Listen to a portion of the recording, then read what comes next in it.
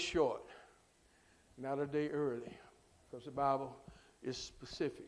1,000 years. At the end of the 1,000 years, all of the dead, wicked people that ever lived in history will be resurrected to stand the great white throne judgment. They're sleeping in the dust of the earth, but their soul, their spirit is in Hades, waiting for this judgment. So they're coming back to suffer forever, because when you're at the great white throne judgment, the only eligible criteria is you don't believe. You're an unbeliever. And if you're an unbeliever, Old Testament, New Testament, any testament, you're going to be there.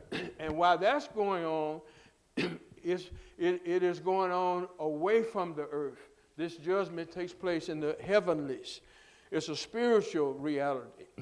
We are to be witnesses of those that are jurisprudence, judged, if you will, at the great white throne judgment, along with the angels of God. Paul says that in 1 Corinthians. You mean you can't judge nothing? Now you're going to judge angels one day. You scared to judge people that's living outside Christ's expectation? But anyway, while that's going on in the heavenlies, on planet Earth, there's a recreation. Peter says that the current heavens and earth are going to pass away with a great noise, and then a new heaven and a new earth is made by God. And then that's when the New Jerusalem, which city that has been the home of the glorified saints during this 1,000 years, that's where they reside. They work on planet Earth, the way I understand it. It's going to actually come down to earth, the holy city, to replace where the old Jerusalem exists now in Judah. Amen. Oh boy, I tell you, this is a good study, but let's not be confused. Because we won't be here, it really has no direct application other than evangelism.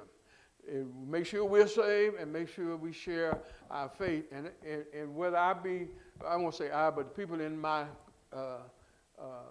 the people that I identify with who wrote books and things about this, or we are wrong or errant or partially right or partially wrong, all that, it's possibilities for that does exist. That's why I'm a little skeptical about getting too deep, because the deeper you get, the more difficult it can be to bring out the point. But it is a fact.